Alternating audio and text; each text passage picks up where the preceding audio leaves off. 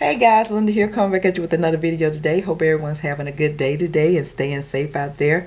Coming to you today with my January wrap up. I cannot say January. My January wrap up. Yeah, I know it's February. February almost over with. I know I'm moving kind of slow, but I was like, let me go ahead and do this wrap up. So included in this wrap up is in the historical readathon. Those books in here, because all of these books I'm going to share with you, they're all historical, but I had read those before the historical readathon started. I read most of them, so if you've been with me for a while, you know that I love historicals, and that's my genre. I read historicals all the time, so I was already reading some historical before the historical readathon started. So I'm gonna show you the books I read for the historical readathon, and then the rest I just read in January. So let's get started. First up, I had picked 6 books that I wanted to read for the historical readathon. And you know, I only read 2. It didn't happen. So I'm going to take the rest of those books. I think I mentioned I'm going to take the rest of those books and put on my my TBR for March. Oh, and also I want to let everybody know that all the books have been mailed out. I think I mentioned that on my last video, but I'm mentioning it again on this one. I have shipped off all the books, so hopefully everybody has received their books. I hope, before the weather got bad, because here in Tennessee we finally got some snow. Well, I'm not gonna call it snow. It's snow ice, because usually in the South we don't get snow. We like get sleet, and then it turn into ice. I know people in the North be like, why in the South they always closing the schools down when they get a little bit of snow? But it don't actually be snow. It be like ice. You know, it be like sleet, and then it ices over, and you can't drive on the roads. Yeah, it be doing. In the South we either get rain or sleet. So now it's sleeting, but if you look outside, it looked like snow, because we did get a little bit of snow on top of the sleet. And I went out to check the mailbox today, but I know the people from the post office didn't run. I thought they're supposed to run with sleet, you know, rain, wind, you know, it don't matter what, the post office the mailman's supposed to run, but no, it don't work like that. Our mailman didn't run. They were like, well, forget y'all, we ain't delivering no mail today. It started yesterday, and then it's still been off and on snowing and sleeting today. And so I went outside, called myself checking the mailbox to see, just hopefully that they had run, but no, they hadn't run yet. And when I walked on, you know, sometimes you can your feet go down in the snow, but no, I was walking on ice. I was like, let me get back in the house before I slip down and hurt myself. Yeah, I'm too old to be hurting myself right now. You know, when you start getting older, them bones start getting brittle. Brittle bones, yeah. So I was like, yeah, I made it back safely, as you can see. But anyway, let me get off of that. But yeah, I hope everyone got their books. I hope everyone enjoyed the books that you picked. I hope, I'm gonna keep my fingers crossed that everybody who got some books from me, those books will be fantastic. And when you get through reading, you'll be like, wow, this book was great. So I'm gonna keep my fingers crossed. So let's get started with my wrap up here. So I read 2 books from the historical readathon TBR. Like I said, I had 6 books. I only read 2. I read Lisa Kleypas' Worth Any Price, and I read The Flapper's Baby Scandal, which was a Harlequin Historical, and this is just a historical. And this was on Nicholas Gentry and, what is her name, Charlotte Howard. I read this before. I've read most of Lisa Kleypas' book. Lisa Kleypas, I hope I'm pronouncing her last name right. Lisa Kleypas? Yeah, yeah. You know, I'm not good with names. But I read quite a few of her books. And I know people been on a kick lately with historicals. I am so happy about them. I'm glad people are getting back into historicals. Because first there weren't too many people reading historicals. But I am so happy they are. And people are mentioning Lisa Kleypas, and I was like, let me go back and read, because I've read these books before, but it was so long ago. When was this book? This is not the original cover of this book. But it say, I guess this was printed back in 2003. But I read that. I got the original cover here somewhere, but I went to McKay's Books was it last month sometime? And I got a book haul coming up, and this was in the book. I saw this book at McKay's, and I picked it up because I think I got this book already, but I can't remember. I have to go through. I still haven't got all the books out of my. I put some of the books. All my books couldn't fit on my bookcase that I bought, so I still got some books in boxes. So I gotta go back through there and look through there and see can I find the original copy of this. But I went ahead and picked this up, and when I started reading it, because it's been, like I said, it's been a long time since I read this, but when I started reading it, I started remembering stuff out of this book. I really enjoyed it. I gave this book a 4.5 stars, either a 4 or 4.5 stars, I can't remember, but I really enjoyed it. I highly recommend it. And this is in the Bow Street Runner series. This is book number 3. I got to go back and read book 1 and 2 because I can't remember. It's been so long ago since I read them. But once I read it, I always talk about those special moments in books. Hopefully, and when I got to the party here and I remembered, I was like, yeah, there was a special moment for me. It's when Nick and Charlotte, they've already met and they're walking and talking, and they get ready to go through this little gate. I could see it so well in my mind, this little gate they go through, but both of them try to go through at the same time, and then they end up kissing each other. Oh, I love that moment in this book. But anyway, I'm all off topic. But Nick and Charlotte meets because Nick is, like I said, he's a Bow Street Runner, and he's been hired by Charlotte's fiance, an older guy, who her parents had promised her to when she was real young. And he was kind of creepy, so she ended up running away, and Nick got hired by this guy to find her, and he does find her at this, she's a governess or she's a companion to someone. I think she's a companion, and he ends up finding her at this place, and he goes undercover because for real, he is a aristocrat, but him and his sister has been on hard time because his sister, I don't know which book his sister got a book. I don't know if it's book 1 or 2, but his sister and him, when their parents passed away, they kind of like fell on hard times, and he ended up in the streets, and so he hasn't really claimed his title yet, but he goes undercover under his title name, and that's who Charlotte thinks he is, and they meet and they kind of have an attraction, and he started getting to know her at this place where she's working at, because Nick ends up going to a party that her employee is throwing a party, and he ends up there. Like I said, he's undercover, and that's how they get to know each other, and then start falling for her. And I'm not gonna go. I'm sure a lot of you have read it. I'm not gonna go any further with that. But I really love the story, and I highly recommend it. It's Nick Gentry and Charlotte Howard story, and I really enjoyed it. And I like, even though he is like an aristocrat, but he is still living as a commoner, and I like those books when in the historical where it's everybody in here is not rich or whatever. Well, he got money, but he's not an aristocrat. He's not going as an aristocrat because he just want to stay a commoner, and he's like a commoner. They're going about their job because if you're an aristocrat, you really don't go to work.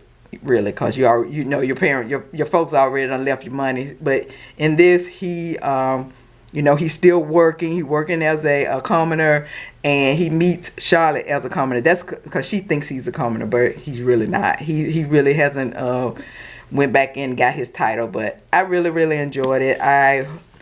If you haven't read it, check it out. It's worth any price. And this is book number 3. If you don't want to read out, or you might go find book 1 and 2. I don't remember what book 1 and 2 is. I'm going to go back and find book 1 and 2 and go back and read those 2. Because when I read these, I don't think they were like saying that they were in a series. Because back then, if author wrote a book and she had characters in that book that went over to another book, it wasn't called a series. It was just other characters in another book. But now everything is a series now, so now this is the Bow Street series, Bow Runner series, I think. Because when I read these books, I didn't know anything about a series. I was just reading the book. But anyway, yeah, I'm all off topic. But if you haven't read it, check it out. I gave it 4.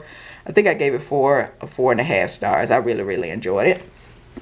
And next up I had on my historical readathon list was the Flappers Baby Scandal. I was looking forward to this. It sounded so good because I think I mentioned that I like when the hero is a lone wolf and he got some issues. Like I said, he's emotionally scarred and he's a lone wolf. But when I read this, it didn't, even though this book, I gave this 3 stars, people. I think I went and bought the, because this is in a series. I think it's on the 3 sisters in this book. And this is book number 2 in the Sisters of the Roaring 20 series. And this is book number 2. And I think I bought either book 1 or book 3. I can't remember. I think I bought book 3. But I'm not going to read because I didn't enjoy this. I gave it 3 stars because I could not get into the characters. Because most of it seemed like it was telling and it wasn't doing. It was telling you, you was always in her head. She was telling about her sister. She was telling about her father, how her father was, you know, just really strict with them. But you never really got to meet the father but one time. But I couldn't feel any hate for him because I really didn't get to meet him because it was always her telling about her father, telling her about her sister. We didn't spend any time with her sisters.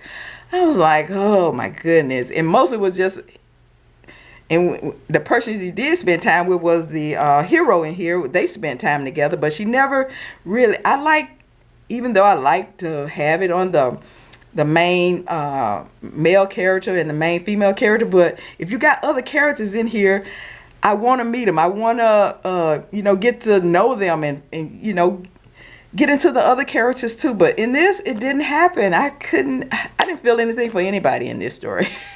I was like, it's not doing it for, and with him, he was telling about how he had how his childhood was, but I just didn't feel it for him. I couldn't feel any emotion for the main male character. I couldn't feel that he was a lone wolf. I couldn't feel that he was emotionally scarred. I just could not get into this book. I wanted to so much. I needed more. Even though some of these, these are category romances. I know a lot of people don't like reading category romances because they feel like, they can't get into them. But some of them you can. But this one I didn't. I didn't feel it for this. I didn't feel it for this story. I'm just going to give it 3 stars. Because this is on Betty Dreyer and Henry Randall. And her sisters, like I said, their dad is very strict. Her and her sisters always be creeping out at night. And that's another thing. I was like, did nobody know y'all was creeping out at night? And y'all was doing it every weekend? You got to get caught sometime. Come on now. Because anything could happen while you're gone. And they were always creeping out at night and going to the speakeasy, and that's where she met. But she had already met Henry before. I think she met him when her and her mother was like at the beach or somewhere, and she was out and she got caught in the tide and Henry saved her, and they just happened to meet up at this speakeasy, and he's undercover because he's an FBI agent, and they're going to go from there because she's going to try to help him with his help him solve this crime that he's working on.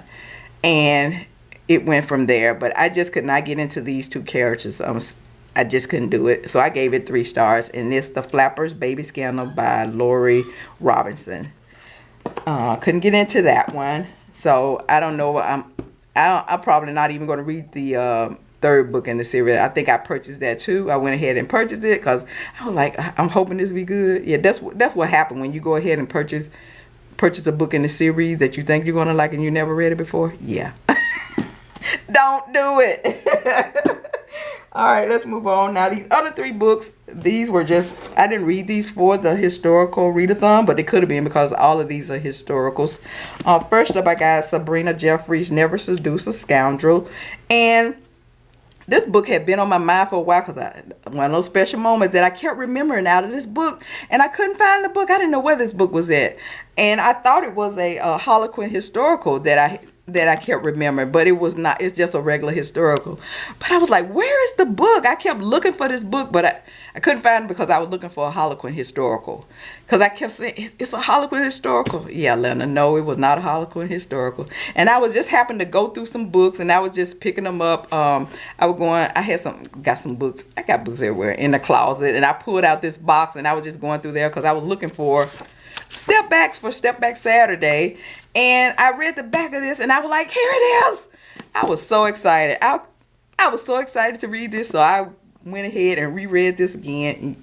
I love this book. I don't think it got, I think it got a 3.9 something rating on Goodreads. I was like, what? You gave this a 3.9? No. I was like, no. But yeah, some people didn't like the heroine in here, but I loved her heroine. I loved the hero. I love this book. I gave it 4.5 stars because it had those special moments between the two main characters.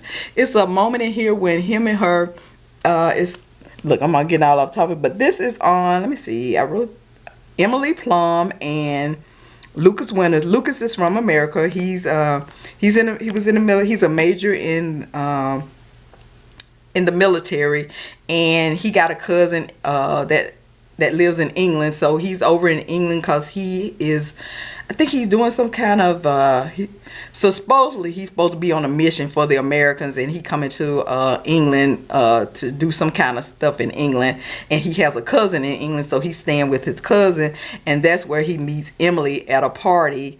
And I like Emily because she's outgoing. She's, you know, she's going to tell you what she thinks. She's not, you know, how in some of these books they be shy. No, Emily is not shy. I just loved her character. I loved his character because he is on a mission to find, he says he's on a mission for the American embassy or something, but really he's looking for this woman who stole from his father. And I'm not going to tell you any more of it, but I just really, really enjoyed this. And the scene I'm talking about is, I can't tell you that either because then it's still going to be a spoiler. But I just really, really love this book and the banter between them two. Perfect. You know, I love good dialogue in a book. If you give me some good dialogue between the two main characters, love it. And I got to go back and read. This is in a series 2. What series is it? This is the School for Heiresses series, and this is book 1. So I don't know how many books in this series, but I probably read them already because I got quite a few books of Sabrina Jeffries. So I'm finna go back and hunt those books out. And I'm finna go back and read this whole series again because I love this book. And like I said, this is on Emily Plum and Lucas Winter. And he's a major he's from America and she's from England. And you know I love my military men. So yes, I gave this 4.5 stars. And I love the step back on here. I was looking for another book because this is kind of, I'm looking to buy this again. You know, I mentioned before, if I really, really love a book, I'm going to buy it again so I can have 2 copies.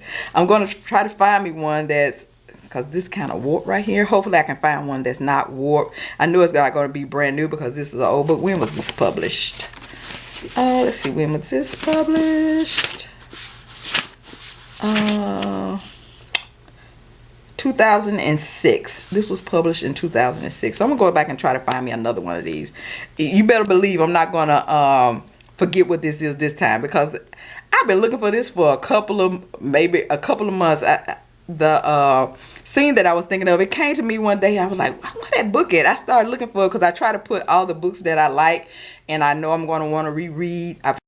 I try to keep them in my room, and I was looking for this, and I was like, where is my book? I can't find it. And that scene was just kept popping into my head. I was like, I got to find my book. But here it is, Never Seduce a Scoundrel, book number 1 in the School of Heiresses series. If you haven't read any of Sabrina Jeffries' book, check her out. She's an excellent writer, and I gave this book 4.5 stars, even though Goodreads said it was a 3.9. Yeah, I gave it a 4.5 star. Next, I read Loreta Chase, Mr. Impossible. I really, really enjoyed this one too. I gave this 4 stars. This is on Rupert Carrington and what is her name? Daphne Pembroke. This is also in a series. What series is this in? Hold on, let me find out. I caught myself writing this stuff down. This is book number 2 in the Carsington's Brothers series. So it's going to be on, the series is on Rupert and his brothers. And I really, really enjoyed this. My favorite character out of here was Rupert because he is easygoing. So And this is set in Cairo, so if you like books that not always set in England, this is set in Cairo. You get that desert feel going on in this book. And Daphne Pembroke, she's like a scholar. She's very smart. And Rupert is his dad sent him to he's not the older brother, so he's been out there creating mischief. So his dad sent him to Cairo. I forgot what his dad sent him there for, because he was like, yeah, you got to get out of town, because he was always causing trouble. So he ends up in Cairo, and he ends up getting into a fight and ends up in jail. So it's going to be on Daphne Pembroke. Like I said, she's a scholar. She like reading the scrolls and stuff like that. Her and her brother are both over in Cairo, and she's a widow because her husband has passed away, and she got money. And it all starts when her brother get kidnapped, and she goes to the embassy to try to get help to find her brother. And the man at the embassy think about Rupert. Rupert, yeah, I don't know about that name, Rupert Cassington. Rupert, yeah. He thinks of him, and he was like, okay, I got somebody to help you, because he didn't have nobody there. He wasn't really trying to help her, so he gonna say if she can go get Rupert out of jail, he will help her find her brother. So when them two meet, you talking about Rupert is the happy-go-lucky. Usually in these stories, the female either be happy-go-lucky and the male character is a grump. Well, Daphne is kind of like the grump in this one, and Rupert is like the happy-go-lucky. He be getting on her nerves.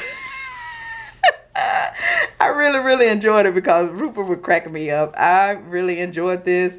Of course, she ends up falling for him. She tried to fight him, but yeah. She ends up falling for him, and he ends up falling for her. And if you like a traveling romance, because they're always on the go, like I said, they're looking for her brother, trying to find out what happened to her brother. Be traveling on down the Nile and all this stuff. I really, really enjoyed it. And going into the pyramids and stuff like that, I really, really enjoyed it. I gave it 4 stars. So if you want to try out Loreta Chase, Mr. Impossible, I recommend it. I gave it 4 stars. I really, really enjoyed the male character in this. Yeah, he was my favorite character in this book. And that's Loreta Chase. And then next I have a Harlequin Historical, A Marquis and One of a Wife by Louise Allen. I like Louise Allen. I enjoyed this one too, but yeah, I gave this one a high 3.5 stars because it started slow. Oh my goodness. But it picked up, and this is going to be a Married to Convenience, and this is on Ross Vincent and Prudence Scott. Prudence ends up doing something that you don't supposed to be doing back in that time. Something that'll ruin her reputation. And this is also in a series. This is the Liberated Ladies series. This is book number 3 in the series. Yeah, I always be reading out of order. And the other book is on her, I think her other two friends. And in this one, like I said, she done did something she wasn't supposed to do. Now she needs to find a husband. Her friends help her. They know about this guy, this count. He's not a count, but a marquess.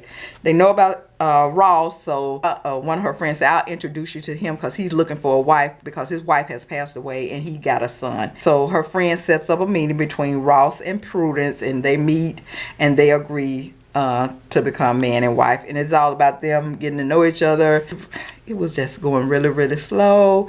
And then he used to be I think he was in the war and he got hurt and he got scarred on his face or something. Yeah, his face got scarred up. So he owns ships, and the military is trying to buy some ships from him. Cause even though I think the Napoleon War, I think they were fighting with Napoleon, but I think it's kind of over with. I think so, but I think Napoleon got away and they thought they were going to have to go back to war or something, and he ends up selling ships to the military. Him and her go to this place where he wants to go and see his ships, and it picked up there because he's going to end up going on one of these ships and end up in the war some kind of way, and she gonna go look for him. So it picked up there where it started there, and that was kind of interesting. And from there on, it kind of picked up a little bit, but I'm still going to give this 3.5 stars. It didn't do it for me, and it didn't want to make me want to go back and read the other 2 books in the series. But that cover, I really, really love that cover. That's why I was looking on, I got this from the Harlequin website. I was looking through there, and like I said, I like Louise Allen writing, but this one just didn't do it for me. Like I said, I gave it 3.5 stars, but I was on the website, and like I said, I saw Louise Allen, and I saw this cover, and I bought it. I got it. I got it for this cover. I really, really like this cover, but the book, it was okay. I gave it a 3.5 stars. And I have one more book here. I know I'm rambling some, I'm going on and on, but I'm almost finished. And I read A Substitute Wife for the Prizefighter by Alice Coldbreath. I told you before that I like Alice Coldbreath.